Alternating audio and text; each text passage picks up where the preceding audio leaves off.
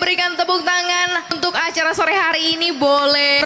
Tepuk tangan yang meriah sekali lagi untuk Madland Belanja Properti. Kita akan diskusi ngobrol-ngobrol hari ini.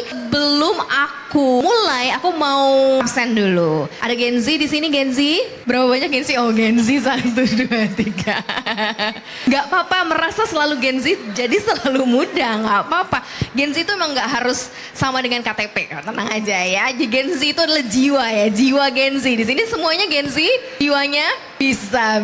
Tapi akan mengalami permasalahan yang sama karena kalau kita soroti soal permasalahan Genzi ini rupa-rupa ya, macam-macam ya, dari karir sampai kemudian ada anggapan, tanggapan atau mungkin pandangan terkait punya rumah di kalangan Genzi ini sekarang udah mulai bervariasi. Genzi kayaknya bukan butuh motivasi ya, butuhnya solusi ya. Gimana dong caranya gitu ya untuk bisa punya rumah di era saat ini. Makanya tepat sekali buat teman-teman semua yang ada di sini, mau milenial, Genzi, apapun itu untuk bisa berkunjung ke boothnya Madland Belanja Properti, di mana memang acara ini adalah acara pameran properti PT Metropolitan Land Tbk yang berlangsung secara hybrid selama 83 hari. Periode online-nya sudah dimulai tanggal 15 Juni hingga 6 September 2026 dan pameran offline diadakan juga secara 2 periode ya. Nah, talk show hari ini merupakan salah satu agenda utama. Ini dirancang untuk memberikan wawasan praktis kepada calon pembeli terkait aspek pembiayaan dan juga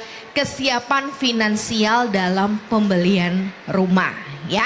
Tema kita, diskusi kita yang pertama hari ini karena spesial banget narasumbernya. Narasumber yang pertama kita akan bahas soal solusi rumah dan emas. Apa sih, apa hubungannya, apa yang harus kita mulai perhatikan gitu ya antara rumah dan juga emas gitu. Langsung saja aku invite pembicara kita yang pertama ada Mas Andika Wicaksono, Mortgage Specialist Bank Syariah Indonesia yang akan membawakan sesi hari ini dengan topik solusi rumah dan emas bersama BSI. Tepuk tangan dong buat Mas Andika, silakan Mas. Terima kasih banyak Kak Maria. Nanti kita juga ada Q&A, tanya jawab boleh langsung ke Mas Andika juga. Yang menarik adalah ini kita mau bahasnya soal masalah solusi rumah dan emas. Betul. Apa nih yang menarik yang mesti kita mulai soroti dari dua hal ini nih Mas? Sebenarnya antara rumah dan emas ini bisa dibilang untuk zaman sekarang ya. Kalau kata anak Gen Z itu kan in this economy, ini jadi sebuah kosakata yang sangat-sangat atau common untuk disampaikan. Jadi kalau kata orang ekonomi ya itu adalah hedging. Maksudnya adalah bagaimana cara kita mengamankan diri kita sendiri. Mengamankan dari sisi inflasi. Contoh, di ekonomi sekarang terkait dengan BI rate di kita juga cenderung naik. Faktornya apa? Faktor rupiah juga ikut naik, betul? Salah satu hal yang kemudian bisa mengamankan dari sisi kita secara dana ya, kalau kita bilang ya, itu adalah emas. Hedgingnya adalah lewat emas. Dan alhamdulillah untuk sekarang Bank Syariah Indonesia ini juga jadi salah satu bank yang punya sertifikasi bullion. Jadi artinya sertifikasi yang kemudian memberikan kami BSI ini sebagai bank penyedia emas. Dan alhamdulillah sekarang untuk emas sendiri, kalau mungkin dulu kita taunya emas itu kita cicil ya. Tuh. Bisa kita cicil ke bank, ke pegadaian dan lain sebagainya. Kalau sekarang di BSI kita sudah punya yang namanya tabungan emas. Jadi teman-teman yang kemudian punya keinginan untuk investasi selain nyicil sebenarnya itu bisa jadi tabungan emas. Dan sifatnya sebenarnya tabungan emas ya kita kayak nabung biasa. Nabung cuma 50.000 itu pun bisa dapat emas 0,2 gram untuk di BSI. Jadi artinya ini adalah salah satu salah satu hedging yang kemudian bisa kita manfaatkan di indeks ekonomi. Nah, kemudian relasinya apa sih sebenarnya dengan rumah gitu ya? Rumah dan emas. Betul. Ya. Kalau emas sih sekarang kayaknya udah wow banget ya dari beberapa tahun terakhir ya. Mungkin yang punya emas udah dari 1,5 juta, 1 juta gitu ya. Sekarang sih kayak cuan parah sih posisinya ya Mas betul. Dika ya. Kita balik lagi ya. Indeks ekonomi, korelasinya emas terhadap rumah itu sebenarnya bisa kita kaitkan dengan down payment. Dalam membeli rumah itu memang perlu effort yang cukup besar di awal. Kenapa? Karena memang banyak pengeluaran yang harus kita lakukan di depan untuk kemudian kita bisa memberikan down payment. Dan salah satu kemudian yang bisa kita bisa kita mitigasi dengan mengontrol down payment itu adalah dengan via tabungan emas. Itu salah satunya. Kemudian yang kedua, sebenarnya kalau untuk terkait dengan emas ini sendiri, untuk di KPR ini jadi salah satu hal yang kemudian bisa mengamankan dari sisi kitanya sendiri di angsuran dan lain sebagainya. Karena dengan kita bisa menabung emas untuk sebagai down payment, itu akan mengurangi beban kita di awal untuk kemudian bisa beli rumah. Saya jadi salah satu orang yang kemudian juga sudah pernah punya KPR sebelumnya. Wow, pernah diawali dengan emas, punya emas kah? Nah, yang waktu itu belum adalah saya nggak awali dengan emas. Itu yang salah. Oke. Jadi memang hal itu ternyata benar-benar jadi sebuah effort yang luar biasa banget di awal. Karena saya nggak punya investasi secara langsung ke emas. Dan nilainya mungkin kalau secara tabungan kan, ya namanya tabungan kita bisa pakai untuk hal-hal yang sifatnya emergency ya. If kemudian ada something happen. Tapi karena kemudian DP itu hanya saya taruh sebagai nilai tabungan ya, bukan emas. Jadinya memang effortnya jadi benar-benar luar biasa untuk kemudian biniin DP. Jadi ini pengalaman pribadi nih jadinya. secara nih nggak ya. langsung sebenarnya ya betul, ini benar-benar pengalaman pribadi Yes. saya sendiri yang kemudian ini bisa jadi salah satu pelajaran juga buat saya dan mungkin jadi salah satu masukan juga buat Gen Z di luar sana, milenial, Bapak Ibu semua yang mungkin ingin punya rumah tapi kemudian belum bisa secara banyak untuk bisa menabung DP, itu bisa lewat tabungan emas dulu. Dan ini sifatnya bahasanya tabungan emas nilainya akan stabil. Insya Allah dia akan stabil meskipun diterpa dengan inflasi dari dolar dan lain sebagainya. Emas insya Allah akan tetap stabil. Balik lagi ke karakteristik yang tadi di awal Mas Andika bilang kan, Betul. kita tuh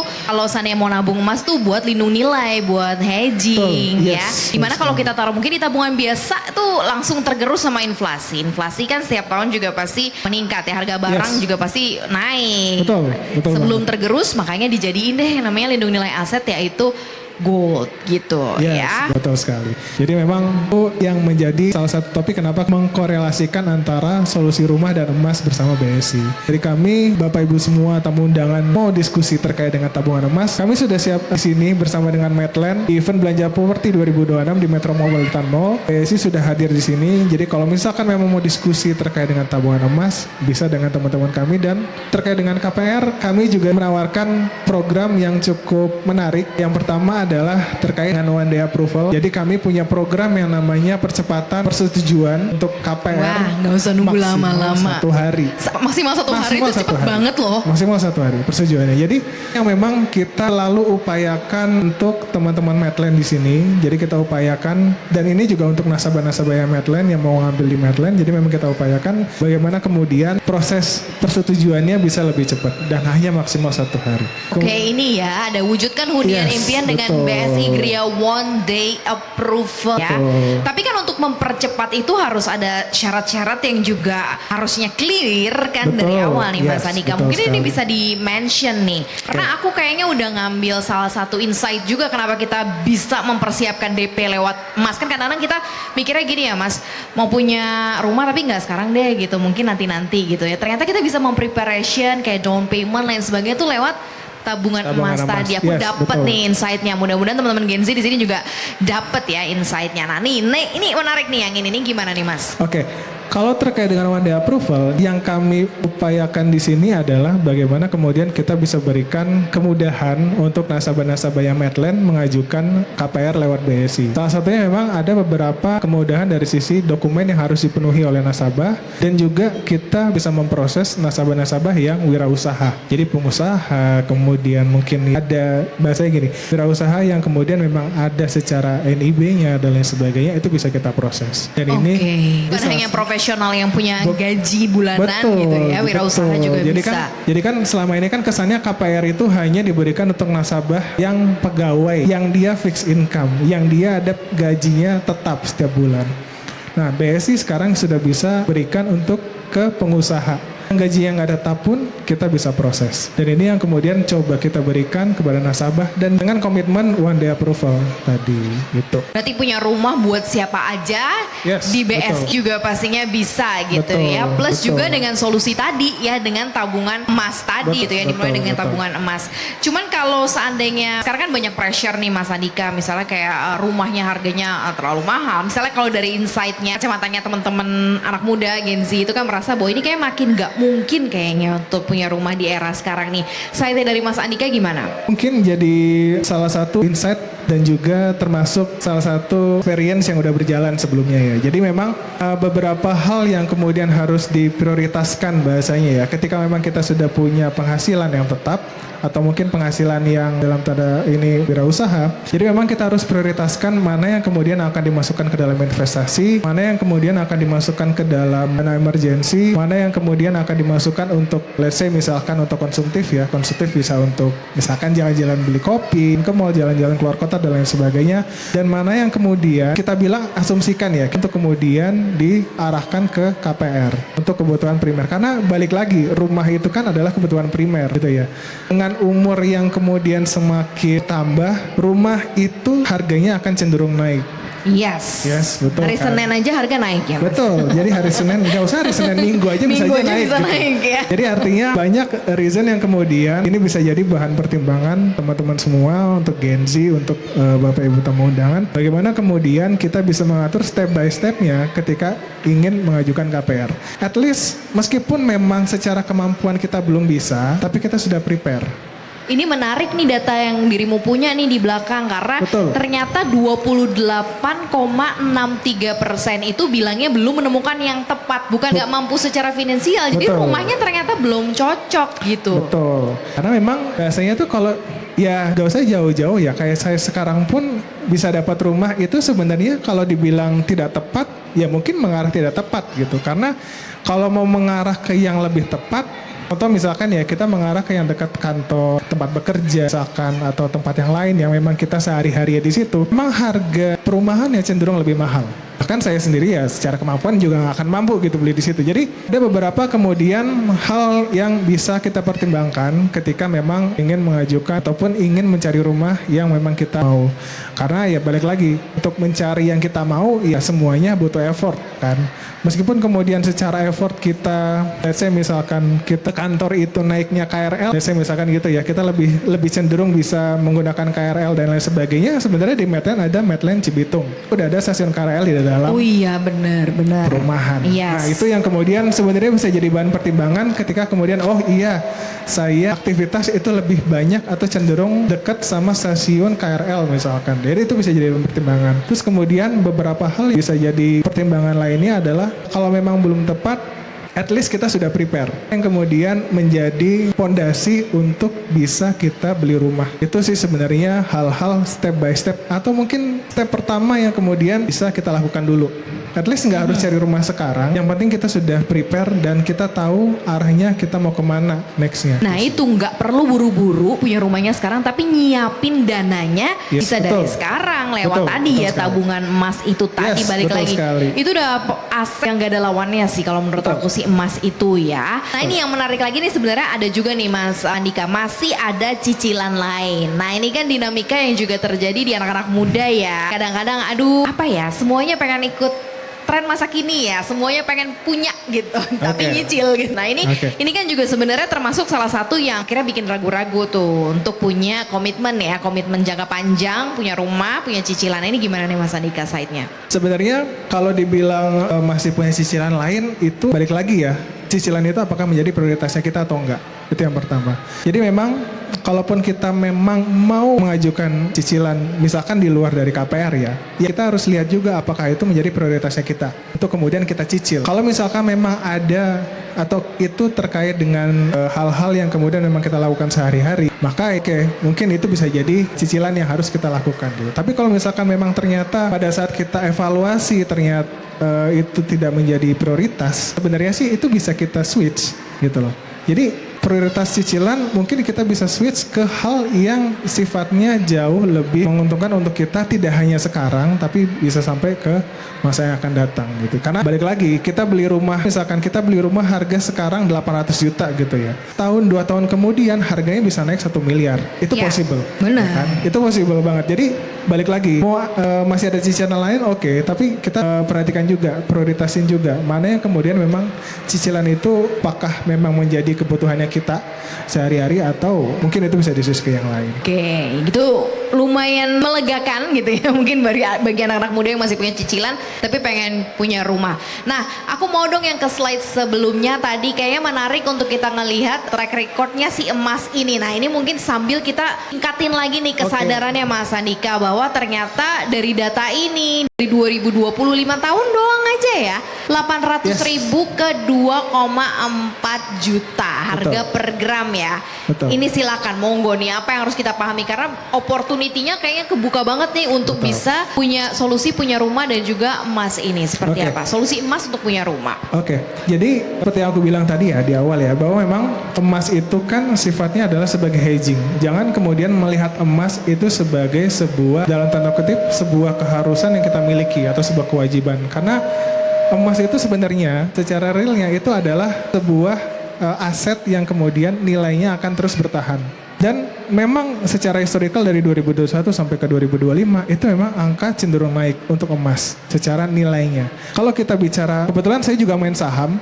Jadi kalau kita bicara saham, saham itu kan dia akan fluktuatif angkanya. Kadang naik, kadang turun. Kalau udah turun banget kita panik semuanya kan. Either mau kita jual atau mau gimana. Kayak gitu. kondisi saat ini ya. Yes, kayak indeks ekonomi gitu. Indeks ekonomi ya. Nah, jadi ini yang mungkin kemudian menjadi alasan kita di tahun ini lebih bahasanya lebih wise, lebih bijak untuk kemudian kita switch investasi itu ke dalam emas. Karena memang dia secara nilai, secara aset itu akan lebih stabil dibandingkan dengan saham. Ya mungkin let's say saham bisa naiknya 10-20% secara kenaikan, tapi turunnya bisa juga 20% atau bahkan lebih dari itu. Dan sedangkan emas meskipun sekarang inflasi, dolar juga naik dan lain sebagainya, tapi emas ya mungkin kalau kata orang turun, tapi turunnya kan nggak jauh.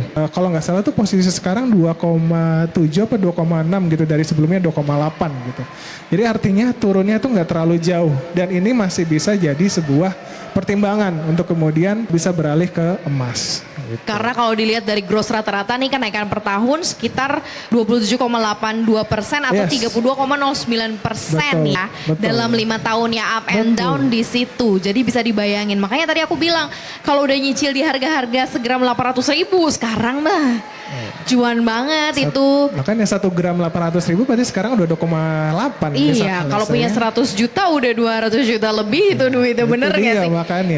Itu mah hitungan kasar aja. Iya, itu hitungan kasar aja. Itu juga udah benar-benar dalam tanda kutip ya kalau untuk Gen Z, wah ini gila nih angkanya nih. Itu mah DP mah udah sih kenceng sih untuk rumah-rumah tertentu gitu ya. Dan dapet lah itu untuk bisa memulai punya hunian kalau emang kita sadar nih. Sadarannya kita mulai dengan punya emas, apalagi tabungan emas. Boleh ke next slide selanjutnya. Kita lihat lagi nih ya. Ini prioritas keuangan. Nah ini yang harus diingetin juga nih Mas Andika. Soalnya kadang-kadang kita suka lifestyle-nya 50% dari gaji ya.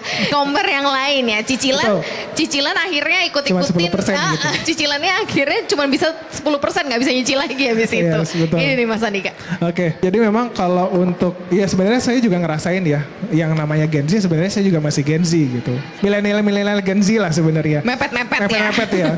Jadi sebenarnya memang yang perlu kita perhatikan adalah bagaimana kemudian kita bisa, ya balik tadi ya, kita bisa memprioritaskan apa yang jadi kebutuhan. Ngopi, yes, boleh, silakan. Saya pun juga masih ngopi sebenarnya, cuman akhirnya saya batasin. Kalau bisa, kalau mungkin dulu waktu zaman-zaman awal kerja bisa seminggu 2-3 kali gitu ya. Sekarang mungkin sekali aja cukup karena akhirnya saya paham ada prioritas lain yang harus dipenuhi. Dan itu sebenarnya bukan yang salah gitu loh. Itu bukan perubahan yang salah karena untuk kemudian untuk kemudian memprioritaskan hal yang lebih penting itu sebenarnya bisa jadi hal yang masuk akal gitu. Jadi dulu sih memang kalau saya secara konsumsi itu habis mungkin 40% kali, 40-45%. Sebelum punya cicilan.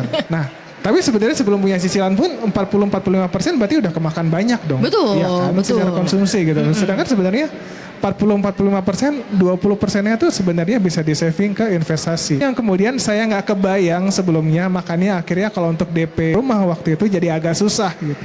Karena effortnya saya untuk 20% itu nggak terpenuhi. Karena semuanya habis untuk konsumsi 45%. Dan ini yang kemudian memang kembali lagi, kita memang harus benar-benar sama-sama mengetahui apa sih kemudian yang menjadi prioritasnya kita semua. Dari penghasilan yang kita punya, apa sih yang kemudian memang jadi hal yang harus kita penuhi setiap hari. Karena kembali lagi ya, yang kita penuhi itu tidak hanya di hari itu gitu loh.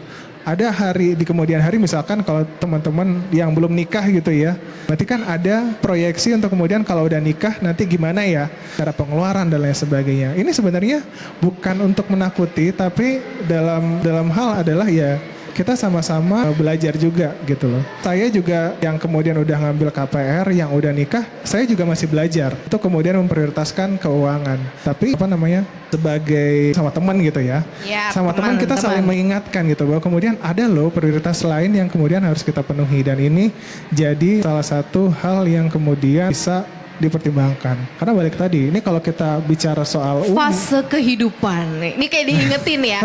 Tapi memang benar, karena keputusan untuk mengambil rumah atau punya rumah tuh harus tepat ya.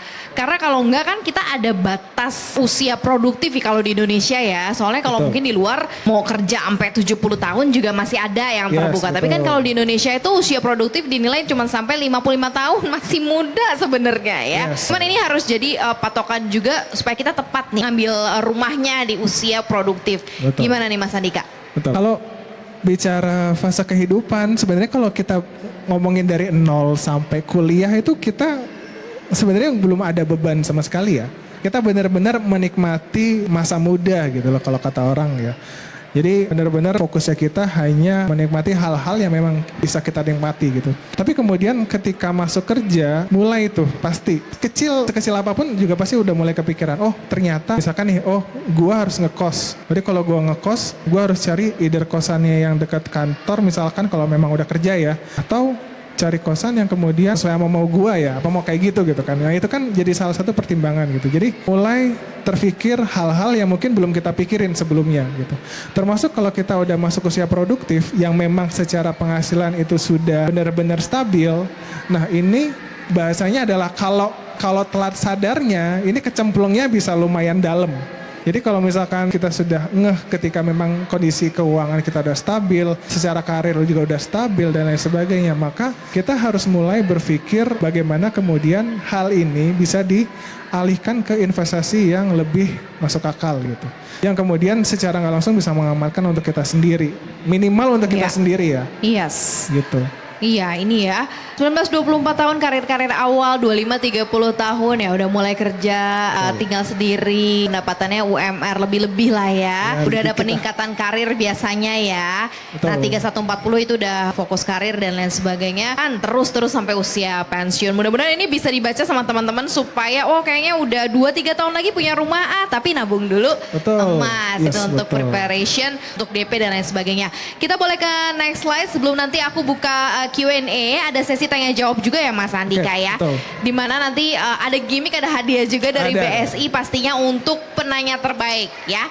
Next slide, ada apa lagi nih info yang harus kita sampaikan? Silakan teman-teman untuk ke slide selanjutnya. Ini sudah next. Oke, nah ini nih spesial dari BSI Gria. Monggo Mas Andika. Ini adalah spesial dari kami, dari BSI.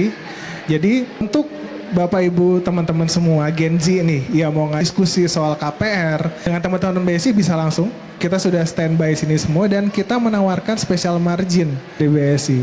Jadi memang yang kita tawarkan tadi yang pertama adalah program one day approval, persetujuan 1 hari lebih cepat. Kemudian yang kedua adalah special margin dan ini kita tawarkan untuk Medland dengan batas pengajuannya sampai dengan 30 Juni. Ini kita tawarkan dan kita bisa ada margin yang flat. Jadi memang kalau kita di BSI itu kita menjual margin itu semua sesuai dengan yang kita sampaikan. Kalau flat kita akan sampaikan flat dan kalaupun berjenjang kita akan sampaikan angsurannya berapa. Jadi memang ini adalah salah satu spesial dari kita. Dan ini keunggulan yang tadi. Jadi memang mulai dari yang pertama kita tidak ada floating. Jadi kalau di compare sama bank konvensional, insya Allah kita lebih terkait dengan angsuran. Kemudian yang kedua untuk biaya KPR kita benar-benar bisa masukkan beberapa biaya. Jadi biasanya itu kalau KPR yang agak pusing ya. Kalau mungkin teman-teman yang udah sempat nanya KPR gitu, yang agak pusing adalah biaya asuransi, biaya akad, biaya notaris dan lain sebagainya. Nah itu semua bisa diakomodir oleh BSI dan itu kita bisa ke 0% biaya itu. Karena itu akan masuk ke dalam angsurannya teman-teman semua. Ini yang kemudian jadi salah satu keunggulan dari kami. Kemudian untuk DP sebenarnya kita bisa mulai dari 0%. Jadi kalau teman-teman pun nggak ada DP, belum siap DP, kita sudah bisa DP 0%. Kemudian bebas biaya dan kita sama sekali nggak ada biaya admin di sini. Gitu. Menarik. Next. Kita ke next slides, ada lagi message yang harus kita sampaikan. Oke, ini ekosistem investasi emas di BSI, mungkin bisa juga di sounding. Oke, nah ini tadi yang sempat aku sounding juga di awal ya, Kak Maria. Jadi memang di kami secara ekosistem emas kita sudah sempurnakan. Dari yang awalnya mungkin kita hanya cicil emas, sekarang kita ada punya tabungan emas. Jadi biasanya kalau teman-teman hanya punya 50.000 gitu ya, 50.000 tuh udah bisa dapat 0,02 gram emas di kita. Dan harganya ya sesuai dengan harga beli saat itu. Jadi kalau misalkan nextnya ternyata 0,02 gram itu 100.000 ya, maka teman-teman dapatnya angkanya pada saat dijual adalah 100.000 gitu. Jadi ini sudah kita sediakan dan alhamdulillah ini sudah ada di aplikasi kami namanya Beyond by BSI dan ini bisa dengan mudah Bapak Ibu semua teman-teman akses lewat aplikasi. Kemudian jangan khawatir kalau untuk emas kita sudah sesuai sertifikasi ya. Jadi memang kita sudah sesuai sertifikasi SNI dan insya Allah ini bisa dijual dimanapun. Gitu. Oke. Next, setelah ekosistemnya dan keunggulan BSI, emas via Beyond BSI. Nah ini kompetitif ya harga belinya. Betul. Kemudian kapan aja, di mana aja bebas antri ya. Betul. Bisa menggunakan aplikasi Beyond by BSI sesuai aspek syariah di mana BSI menyediakan fisik emas terlebih dahulu dan hanya dapat menjual emas yang sudah dimiliki oleh bank. Kemudian bisa dijual kembali secara real time dan nominal penjualan langsung terkredit di rekening rupiah. Wah ini keren banget. Iya. Setelah potong pajak PNPN. Betul. Jadi dijualnya bisa langsung lewat aplikasi dan langsung masuk ke rekening juga gitu. Kalau punya tabungan emas kemudian mau dijual dan lain sebagainya, ya bisa dijual langsung di aplikasi, langsung masuk ke rekening lagi gitu. Jadi nggak ribet lah saya kalau dari kami. Dan emas fisik milik nasabah disimpan di tempat yang aman pastinya. Betul, oleh itu bank, jadi ya. jaminannya kami. Iya itu dia ya, kalau ada emas tapi ini salah satu dari punyanya bank, jadi ya kita pasti aman lah ya gitu ya. Yes. Nah ini apa nih? Rumah impian berhadiah emas. Jadi di kami ada program juga. Jadi selain tadi teman-teman bisa nabung investasi emas lewat Beyond by BSI, di kami pun juga kalau Bapak Ibu semua teman-teman misalkan udah ngobrol sama teman-teman Medland gitu ya, udah ternyata juga udah siap untuk bayar UTJ, tinggal samperin teman-teman BSI, bisa ngobrol sama teman-teman BSI, bisa langsung dapat emas sampai dengan 0,1 gram. Langsung tanpa diundi. Gitu. Jadi memang 0,1 gram sekarang 2,7 juta 1 gram kan. 0,1-nya bagi itu berapa kira-kira? 270.000 lah. Lumayan, 270.000 loh. Lumayan loh. Dan ini hanya kita tawarkan untuk di event sekarang di Belanja Properti 2026. Oke, jadi bisa langsung hubunginnya ke sana ya, sebelah sana ya. Bisa jadi kalau mau ngobrol langsung ke teman-teman BSI. Oke, next. Slide-nya masih adakah? Sudah tidak ada. Tepuk tangan buat Mas Andika dari Bank Syariah Indonesia dari BSI Best gitu ya. Jadi kalau yang ngomong memang Gen Z jadi berasa gitu ya, rasa-rasa menjadi Gen Z in this economy ya. Betul. Oke, yang tanya, langsung ada yang tanya tunjuk tangan Mas Andika. Penanya nanti akan mendapatkan gift, ada hadiah juga dari BSI ya. Monggo silakan Bapak itu dulu yang pakai topi. Boleh dibantu mikrofonnya teman-teman? Sebutkan nama ya Pak. Terima kasih, saya dengan Ardian di Jakarta Pak. Yang ingin saya tanyakan kalau dari gaji, biasanya itu yang save itu di berapa persen sih untuk alokasi dananya supaya biar aman. Terus yang kedua, ini yang mengenai biaya KPR masuk ke angsuran ya di BSI. Ini apakah dijadikan satu atau terpisah Pak? Untuk angsurannya ini yang biaya-biaya yang bisa diangsur gitu loh. Kayak seperti asuransi atau yang lainnya Pak. Itu aja sih Pak, terima kasih. Oke, langsung dijawab Mas Andika. Oke, siap. Terima kasih banyak Pak Rian. Jadi kalau dari sisi kami secara yang safe untuk kemudian dari gaji yang Bapak punya, itu kita ambilnya di 50 sampai 60% maksimal. Karena ya balik lagi, kita juga tidak mengharapkan kemudian nasabah hanya terlalu fokus untuk ke angsuran gitu. Karena masih ada yang harus dipenuhi juga kan. Jadi maksimal kita di 50 sampai 60%. Maksimal mungkin di 70 tapi kita benar-benar sangat menghindari itu. Jadi supaya kemudian nasabah itu tetap bisa memenuhi apa yang bisa dipenuhi setiap hari, setiap bulan. Kemudian yang kedua, untuk terkait dengan biaya-biaya itu akan jadi satu dengan angsuran ya Bapak. Jadi semua biaya untuk asuransi, notaris, akad dan sebagainya itu bisa langsung masuk dijadikan satu ke dalam angsuran. Bersama dengan angsuran Bapak, betul. Jadi itu salah satu kemudahan di kami yang bisa kita berikan dari BSI. Itu mungkin itu jawab. Oke, tadi satu lagi apa pertanyaannya? Udah ya, udah dijawab semua ya, 2 ya. Bapak dapat gift dari BSI, sudah dijawab, dua-duanya boleh tepuk tangan. Terima kasih. Tadi siapa lagi? Ibu deh yang pakai baju hijau dulu, ibu ya. Nanti aku kesini lagi. Tadi kan dari sini ke sini, nanti ke sini lagi, oke? Terima kasih. Saya dengan Ibu Ruslina dari Jakarta juga. Terima kasih Pak. Kebetulan ya, ini pertanyaan pertama dulu ya. Apakah terdapat simulasi atau rasio ideal antara nilai aset emas yang dimiliki dengan target pembiayaan rumah agar kondisi keuangan nasabah tetap sehat? Yang kedua, yang mau saya tanyakan itu bagaimana mitigasi rasio yang dilakukan BSI ketika agunan properti berubah sementara kondisi ekonomi dan daya beli masyarakat juga mengalami perubahan. Apakah dengan saya sebagai nasabah syariah penabung emas range-nya lebih kecil ya gitu. Gitu. Mitigasi resiko kali mungkin ya Bu ya. Begitu Pak. Nah, itu aja pertanyaan saya. Terima kasih Pak. Oke. Pak Andika. Yang Terima kasih banyak, pertama Ibu. Mas Andika silakan. Oke, terkait dengan rasio ya tadi ya Ibu ya, rasio kebutuhan. Sebenarnya itu kembali lagi dengan prioritas masing-masing sih Ibu. Jadi memang kalau dari secara personal ini akan beda-beda. Semua nggak akan sama gitu. Bahkan kalau misalkan mungkin antara saya dengan Maria ya, itu bisa jadi beda secara rasionya, persentasenya. Tapi memang dari best practice ya, itu mungkin kalau investasi emas di 10-20% di penghasilan. Itu yang kemudian best practice ya. Dan memang sifatnya ini adalah sebagai investasi jangka panjang. Jadi kembali lagi ini adalah sebuah prioritas yang kemudian sifatnya adalah hedging. Karena kan kita bilang emas itu kan hedging ya. Jadi memang investasi yang kemudian kita bisa menahan investasi yang kemudian secara aset dia nilainya stabil dan bisa tertahan gitu. Kemudian kalau untuk mitigasi resiko ya tadi ya, terkait dengan mitigasi resiko. Ini agak ini sih saya juga kalau untuk mitigasi resiko kalau untuk harga rumah sebenarnya sih alhamdulillah dan insya Allah ini akan selalu stabil harganya ya dan akan cenderung naik. Termasuk untuk kalau kita bilang ya di Medland sekalipun, Medland itu dia harga rumahnya itu cenderung aman dan itu stabil, bahkan bisa lebih tinggi dari tahun ke tahun.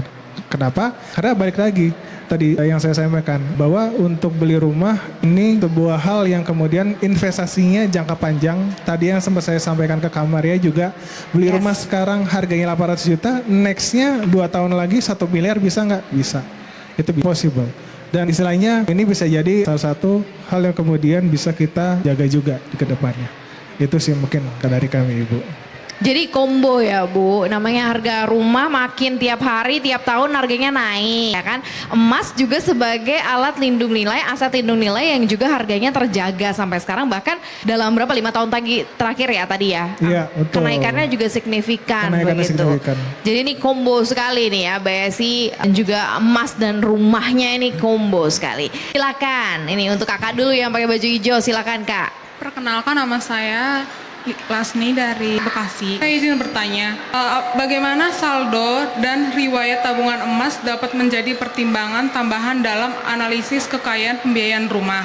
Dan alasannya apa saja?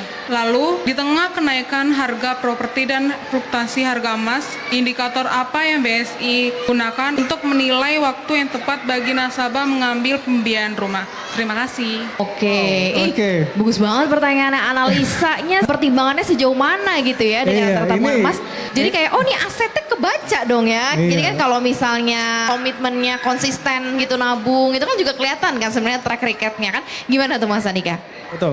Tapi ini ide yang menarik sih Mbak. Jadi saat ini memang kami belum sampai kemudian menganalisa terkait dengan mutasi rekening dari si tabungan emas. Tapi ini justru mungkin ya hari ini ya pertanyaan dari Mbak siapa tadi punten?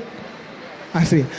Jadi pertanyaan dari Mbak Asri ini bisa jadi salah satu yang menarik untuk kami nih dari BSI ya secara keseluruhan ya. Saya nggak bilang hanya dari Bekasi, tapi BSI secara keseluruhan untuk melihat bahwa kalau misalkan memang sudah ada nasabah yang punya tabungan emas di kita lihat aja based on dari mutasi rekeningnya aja di situ.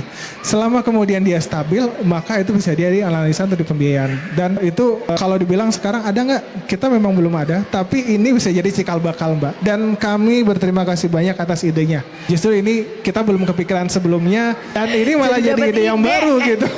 Tiba-tiba dapat ide yang baru di sini. Bener loh, siapa tahu udah belum mengambil rumahnya tapi udah jadi nasabah nabung emasnya udah 5 tahun rutin tiap bulan gitu. Bahkan kalau lagi ada rezeki tambahan di top up gitu kan itu bisa dianalisa sendiri ya. Betul. Untuk approval KPR-nya juga gitu ya Mas ya.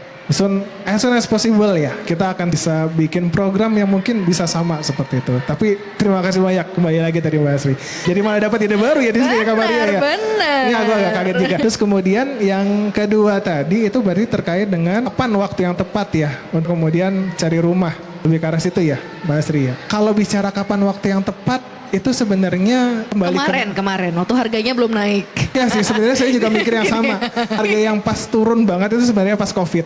Itu pas Covid harga properti semua turun. Ya kan karena semua orang bener-bener kalau kata orang bilang BU kali ya butuh untuk dijual. Dan kalau kita bilang sih kapan waktu yang tepat ini ketika memang dari Sri ataupun dari teman-teman semua memang sudah prepare secara prioritasnya. If kemudian memang secara prioritas keuangannya sudah siap, sudah stabil, dalam artian tidak termakan gengsi kiri kanan ya, teman satu sama lain dan lain sebagainya, waktu yang tepat itu bisa jadi sekarang ataupun besok, ataupun 1 tahun lagi atau 2 tahun lagi. Tergantung dengan kebutuhannya Kak Asri juga. Apakah memang mau nyari rumahnya sekarang, atau mungkin kalau sekarang kayaknya tapi-nya belum ada nih, atau mungkin aku kalau misalkan ambil sekarang gajiku mungkin kepotongnya gak banyak nih. Nah itu mungkin bisa jadi pertimbangan untuk tadi kita investasi emas dulu.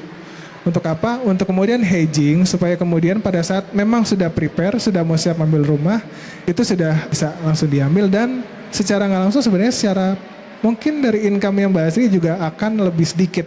Mungkin let's say misalkan tadi ya kalau kita bilang 50-60% maksimal, mungkin dari Mbak Asri mungkin hanya 40-40% itu sudah bisa. Karena sudah ada hedging dulu di awal nih si emas. Nah ini yang kemudian bisa jadi salah satu pertimbangan. Tapi kalau kita bilang kapan waktunya, ini mostly kalau kita bilang ya preferably kembali ke masing-masing personal. Kapan waktunya kita nggak bisa bilang, bahkan saya pun kemarin ngambil rumah kalau dibilang sudah tepat waktunya sebenarnya belum. Cuman waktu itu memang bukan didorong ya, lebih kepada saya believe ketika ngambil rumah maka rezeki akan terbuka banyak. Amin. Pintu rezekinya kebuka. Itu beliefnya saya kemarin dan ya alhamdulillah sih kemarin sejak beli rumah ada aja gitu. Flow-nya tuh ada aja, maksudnya rezekinya tuh ada aja. Dan ini yang kemudian ya kembali lagi ya, kalau ini kan di experience saya ya. Tapi kalau kita bilang secara apakah itu bisa dipakai, mungkin bisa atau mungkin bisa jadi bahan pertimbangan untuk Mbak Asri juga sih. Gitu mungkin Kak Maria. Mudah-mudahan terjawab ya Mbak Asri ya. Terima kasih. Bapak, monggo silakan Pak. Mau tanya apa silakan. Selamat siang Pak Mas Andika. Siap, Saya siang dengan Bapak. Pongki Pak. Tadi mau pulang ke Laksi ini dulu mampir terus dengan ada tabungan emas ini. Penasaran ini. Yang pertama masalah tabungan emas ini. Gimana Pak? Kan tadi bukanya di 50.000. 0,02 gram ya. Tadi juga disebutkan bisa dicarikan dalam bentuk batangan emas. Nah, tadi belum disampaikan minimal berapa gram bisa dibentuk dalam fisik emasnya, bisa diambil ya. Yang kedua, masalah tabungan emas ini apakah ada ATM-nya? Secara konvensional bisa diambil dengan uang tunai. Maksudnya ada ATM-nya ya. Bisa ambil uang 50.000, 100.000 secara tunai ambil ya. Yang ketiga masalah milenial tadi susah punya rumah ya. Kalau saya lihat rata-rata sekarang calon milenial itu bekerja rata-rata kontrak mas. Susah sekali jadi pegawai tetap, itu masalahnya. Jadi solusinya bagaimana? Kalau masalah DP, masalah orang tua yang dibayar. Makasih. Oke, silakan Mas Andika dibombardir. Luar biasa. Itu reality yang terjadi Bapak, betul Pak Pongki. Thank you so much ya. Ini ada POV Itu. dari orang tua nih juga nih kayaknya. Karena susah Oke. banget anak zaman sekarang ya punya rumah memang karena sebagian besar jadi status gini. pekerjaannya juga. Betul. Jadi gini, kalau untuk pertanyaan yang pertama itu minimal bisa diambil itu 2 gram ya, Pak Pongki. 2 Pongki. Jadi minimal nabungnya 0,2 gram, 0,02 gram, minimal bisa diambil itu dalam bentuk fisik ya, itu 2 gram. Betul. Nah kemudian untuk terkait dengan tadi ya yang kedua, ATM-nya sebenarnya ada tapi untuk narik logam mulia. Jadi bukan untuk narik dalam bentuk tunai ya. Jadi narik dalam bentuk logam mulia dan artinya berarti yang ditarik adalah senilai 2 gram tadi gitu. Nah, kemudian yang ketiga nih kontrak. Kontraknya sebenarnya kalau di kami kalau kita sampaikan kontrak itu possible nggak sih? Iya. Ini jadi salah satu challenge-nya juga untuk kami di perbankan. Kenapa? Karena memang dengan coach desa ekonomi itu banyak pekerjaan-pekerjaan yang mungkin pada saat zamannya kita gitu ya, zamannya milenial atau mungkin zamannya sebelum milenial, ini pekerjaan yang baru gitu sifatnya. Kontrak misalkan kontrak IT atau mungkin YouTuber, influencer, konten kreator dan lain sebagainya, semua adalah pekerjaan yang kemudian secara nggak langsung di tahun sekarang itu sebuah pekerjaan yang benar-benar dilakoni oleh Gen Z gitu kan. Dan kalau dibilang apakah bisa, sebenarnya kembali lagi kalau dari kami yang kami lihat adalah kontraknya ini dia ada di perusahaan mana sebenarnya sih. Jadi itu yang pertama. Kemudian kalau kedua terkait dengan misalkan YouTuber, influencer, content creator yang mostly sudah banyak gitu ya. Itu memang yang kita lihat adalah apakah si nasabah itu ada NIB-nya. Jadi itu yang kemudian menjadi landasan dan mungkin ini juga jadi landasan di beberapa lembaga keuangan lainnya ya. Bukan hanya kami dari BSI yang kemudian menjadi sebuah parameter yang kemudian memang kita penuhi, harus kita penuhi dari sisi nasabah gitu sih. Gitu mungkin Pak Pongki. Siap, terima kasih banyak Mas Pak Pongki. Pongki. Satu lagi ya, last terakhir. Di belakang itu Ibu udah terlanjur Pak, ada yang tunjuk tangan di belakang Pak. Silakan monggo Mbaknya, boleh berdiri namanya siapa dan tanya apa, ini yang terakhir ya Bapak Ibu, silakan. Selamat sore, terima kasih kesempatannya. Saya Siti Rahmawati ingin menanyakan bagi yang sudah memiliki rumah melalui KPR, misalnya ada dana lebih, apakah lebih baik mempercepat pelunasan cicilan rumah atau mengalokasikan dana tambahan untuk beli emas sebagai investasi? Kira-kira apa dasar pengambilan keputusannya? Terima kasih. Oke. Udah ada cicilan. Jadi Oke. ini kayak a thing of for investing ya. Think for Oke. investing karena emasnya buat investasi berarti ya. Nah, tapi Iya, gimana nih betul. dengan persentase cicilan tadi itu? Mas Oke. Adika silakan.